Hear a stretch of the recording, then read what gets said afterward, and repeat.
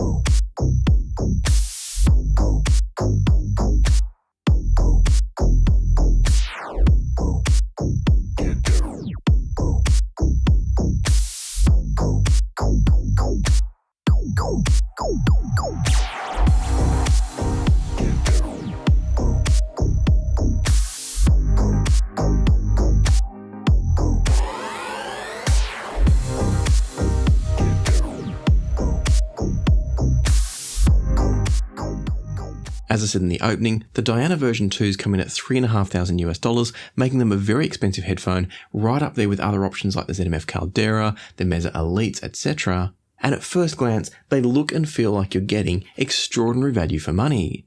They're beautifully made, they feel solid, you've got this lovely leather headband on top, these beautiful, I'm assuming, aluminium cups here that extend up into the headband. There's what looks like carbon fiber, and I can't actually tell if it's a carbon fiber veneer, it might be, but either way, you've got this beautiful looking attachment piece between the headband and the cups themselves. Everything about these looks and feels amazing. I have to say that I'm a huge fan of the colour scheme of this pair, and I should also say a huge thanks right now to Andrew, who sent me this pair of Diana version 2s. This is his own personal pair. I've had them on loan for a while, so thank you, Andrew, for sending them over. But everything about these just looks and feels fantastic. On the inside, we've got 42 ohm planar magnetic drivers, and these have a sensitivity of about 91 decibels per milliwatt, which means they're going to be pretty easy to drive from most sources. And so on paper, in the hand, to the eye, these look and feel like a premium fantastic headphone. But that's kind of, for me at least, where this ends. As I said, they're better than the Diana TC, and I will get to that soon. But before we get there, let me talk through a few other things. If you haven't seen my review of the Diana TC, I'm going to skim past some of the details on this. I'm going to cover them, but very briefly. If you want the full rundown of what I don't like about this design, do go and check out the TC review. But for now, let's just step through a few of the things that you might want to know about these, just in case you don't watch that one. And the first thing is that when it comes to comfort, the answer is no with these. They don't really have any comfort to speak of. This headband has almost no padding, so little that it's like having a piece of leather wrapped over metal sitting on your head. Andrew did send to me these adhesive pads, so you can stick these on the inside of the headband. But that raises two questions for me. Firstly, why isn't it installed as part of the original design? If I'm spending $3,500 on a pair of headphones, I don't want to have to stick some adhesive little pads on the inside of the headband, making sure they're centered, they're going to look right, they're in the right position for my head. That should be part of the design. Then we get to the ear pads. I talked about this at length in the Diana TC review. And what this gives you is you've got 4 different positions you can turn these into. So they're a magnetic attachment to the headphone. You've got these sort of 4 little screws on the headphone, and you can rotate the pads to attach those screws in whatever way you need.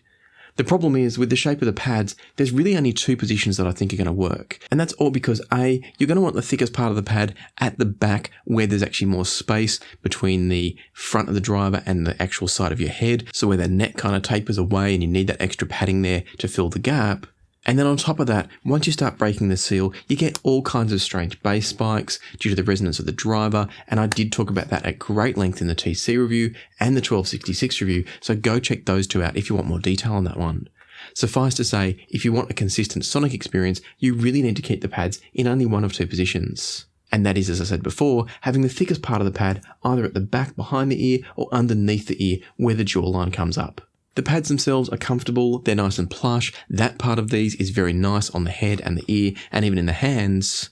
It's just all let down for me by this horrible headband design. And I'm sorry that I'm not pulling punches here, but for $3,500, I think you deserve to expect more. I know there'll be owners out there, and obviously Andrew who bought these and sent them in to me. There'll be owners out there who want to love these. Maybe you do love them, and that's fantastic. I don't look to take away joy and pleasure from anybody with this review. But I also want to warn those that might be thinking of these. They might have seen them, touched them at a show, popped them on their head briefly and thought, wow, these are amazing. I just want to give you a full context of having lived with them for a couple of weeks, having listened to them for more than an hour at a time, although even that was a bit dicey because of the comfort issues, it very rarely would have made it to an hour. But I want to give you the picture of what it's like to actually live with a pair of Dianas. Before we jump into sound quality, I should also mention that I really like the cable these come with. It's quite a utilitarian cable, there's nothing fancy about it, but I like it a lot more than what comes with the 1266. It'd be nice to see them design a 1266 cable with similar ergonomics, where you've got just a single cable up from the plug and then splitting it off into two lightweight cables.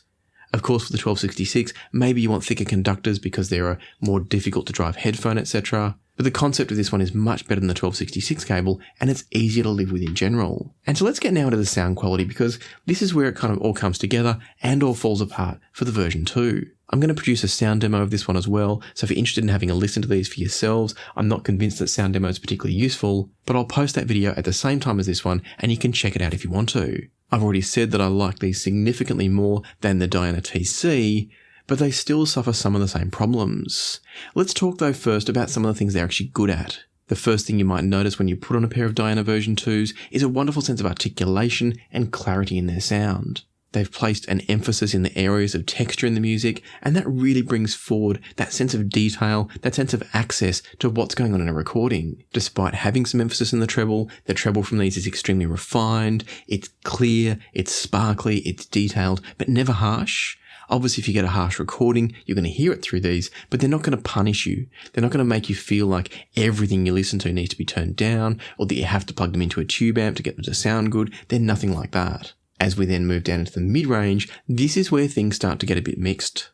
What you'll find with the Diana version 2 is that vocals can be wonderful, but it's going to depend on the frequency at which those vocals sit. On one hand, they can sound wonderfully natural, textural, breathy, but then in the next moment, they can sound completely unnatural. I discovered this when I was first listening to these. I shared some impressions with Andrew because he actually hadn't owned them for long when he sent them over. And so Andrew was keen on my impressions, my thoughts on these, and I started off by sending him a Patreon message, letting him know just how good I thought they were, particularly because I thought they were so much better than the Diana TC. Unfortunately, shortly after I sent that message, I then listened to some more music, and in that particular round of music, one of the tracks that came on was a track by Bernard Fanning. I don't know if it was his solo work or his work as the lead singer for Powderfinger, but he's got quite a high male tenor vocal. And what came out of the Diana version 2 was just absolute nasality. There was none of the depth that should have been in the vocal, or at least the depth that was there was way out of balance with all that emphasis in the upper registers. And so it's one of those headphones where if you do get a high register vocal that hits the wrong mark, they're going to make it sound horrible. On the other hand, if you get a vocal that suits their tuning, they're going to sound magic. So it's very much an inconsistent delivery, and that's what I've come to experience from now the 1266 5TC and also the Diana version 2. For me, the Diana TC was consistently unenjoyable. These not so much. These are inconsistently enjoyable and unenjoyable. And a big part of where that comes from is their tuning is just a little bit too heavy-handed. It means that there's too much emphasis in certain spots, not enough to balance it in others. And so if you do get sounds like a full-range piano, what you're going to hear is a sound that's not consistently the same from the bottom registers of the piano all the way up to the top. There's going to be points where the piano's got emphasis and texture and clarity, and others where it becomes a bit recessed and lacking in energy. Or maybe not lacking in energy, but lacking in body.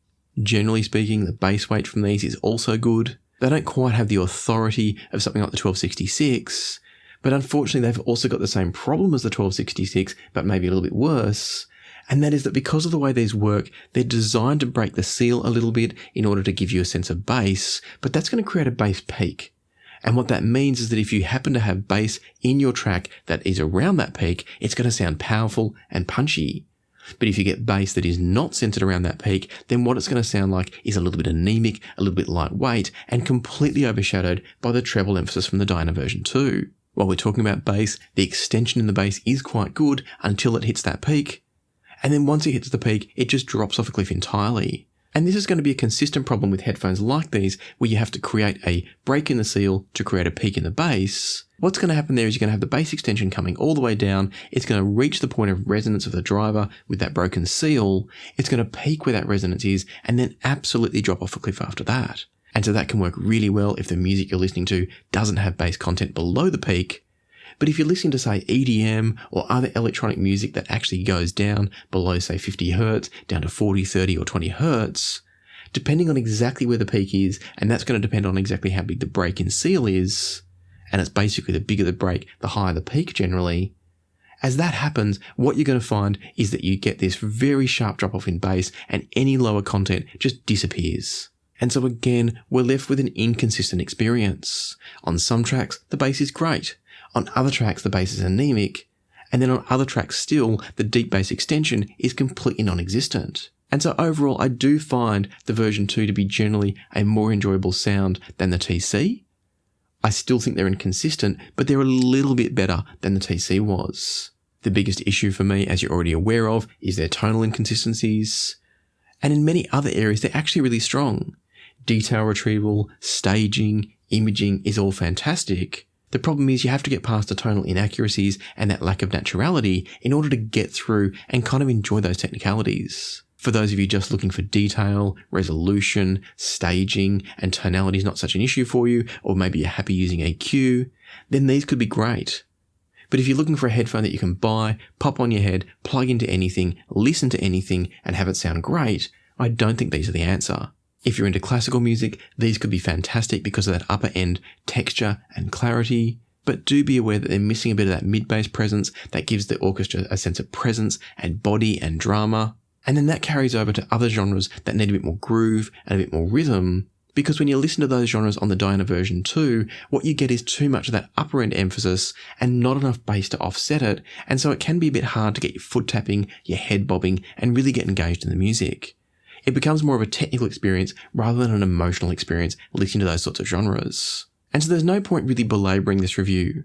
You already get the idea I'm not a huge fan. They're better than the TC. If you were going to choose between the version 2 and the TC, for me I would steer everybody towards the version 2 for as long as you can get your hands on them. But ultimately what I'd say is go somewhere else. Choose a different headphone. Whether it's the 1266, if you've got the budget to spend, if you're after an Abyss headphone, that's the one I would go for sure. But ultimately, for the money you're spending, I think you can do better. And case in point is something like the ZMF Caldera. For exactly the same price as you're going to spend on a pair of Diana version 2, you can get yourself a different headphone that's just as beautiful, way more comfortable, it's bulkier, it's bigger, that's for sure, but a headphone that is far more enjoyable to listen to and to wear, and in my sense, just to own for an extended period of time. I've much preferred my time with the Caldera, which is also on loan, than I have with the version 2 Dianas. Listening to a track like Spawn by George, jumping between these two, and the Diana version 2 does some things really nicely. The opening of the track sounds clear, crisp, and articulate. I do find the upper end of the vocals from Katie Noonan gets just a little bit kind of fatiguing at times, but that could also be the recording. And so things started off sounding pretty good until I got to about the 50-second mark and the rest of the instruments kicked in. The instrumentation backing up the vocals here just sounded like it was lacking body, lacking presence, everything sounded unnatural, and it completely broke my immersion from the track. All of a sudden I went from enjoying some beautiful vocals and a very delicate kind of backing instrumentation to suddenly realizing I was listening to a flawed tuning in a pair of headphones. And I know that sounds harsh, but I think for $3,500 we all deserve to expect more. I also know that this is going to upset Abyss owners and Abyss themselves, and I'm sorry about that. It's not my intention. It's just me sharing my experience with these headphones, and the sad fact of it is I've had 3 attempts at Abyss. I've gone into each of them wanting to enjoy them, wanting to like them. In the case of the version 2, I'd heard a lot of people say that this was the better version compared to the TC, and I agree, but it still doesn't fix the problems. Because when I went over to the ZMF Caldera, still listening to Spawn by George, what I suddenly heard was all this mid-bass that was completely missing from the Diana version 2. Suddenly the percussion in the track sounds natural. It's got presence and body and weight to it. The vocal being a bit fatiguing, as I mentioned before, that's still there from the Caldera. I think that's just part of the recording. And this recording does also have a generally kind of slightly metallic tonality to how it's been mixed. And so both headphones were showing me that in their own ways. But I think with the Dianas it was probably making it worse, because whenever we get a headphone with strong emphasis like the Dianas have, the moment you get a track with a slightly emphasized mix in that area, everything falls apart. It's a real danger with buying headphones with strong coloration and strong emphasis that's not balanced well elsewhere, is that at times they can sound horrendous if you get the wrong source chain synergies or you get the wrong track synergies. To put that further into context, as I listened to this track between the Calderas and the Diana version 2, listening from the Calderas, it sounded like I was listening to a track that was mixed in a way that was a little bit unbalanced. When I was listening to it from the Diana version 2, it just sounded all wrong in every possible way. And that's because we had the combination of the recording having issues and the headphone having issues, and it was just a train wreck. I should clarify, in case you're thinking that I just happened to choose a track that disadvantaged the Dianas, I did move through lots of different tracks and it continued to be the same problem. What's essentially going on here is that the Diana version 2 is emphasizing certain frequencies, and in doing so, it's always at the expense of others. There's too much contouring in the frequency response of these that, as I said before, isn't balanced properly with other frequencies. And it works occasionally to their favour, but mostly it just undoes the sense of naturality and immersion in the music. So I'm going to wrap things up there because there's really not much more to say. If you've got $3,500 to spend on a pair of headphones, look to the Meza Elites, look to the ZMF Calderas, the HEADPHONE HE1000 SEs. There are so many great choices. This isn't one of them. I'm sorry, Andrew. I know you wanted to love these. Hopefully you do still love them, because I'm not the last word on what's right and wrong in this hobby. This is just my opinion. But I think if any of you have watched my reviews in the past and aligned with my impressions and my thinking and opinions on these products, then steer clear of the Diana version 2. Again, I want to say sorry to Abyss. I know that there's clearly been care and attention put into making these, but I just think that the approach to tuning that's currently going on in the Diana range, and indeed in the 1266 to a lesser degree, I think that approach to tuning is just too hit and miss for me. I couldn't fix these with a different amplifier, a different pad position, a different position on my head. Nothing could ever get these quite right, and that's been my ongoing issue with each of the Abyss headphones I've tried. As always, if you found the video useful, helpful, interesting, etc., I'd love it if you hit the like button, and consider subscribing and ring the notification bell if you haven't already. But for now, let me leave it to the music, so happy listening, and I'll see you here next time on Passion for Sound.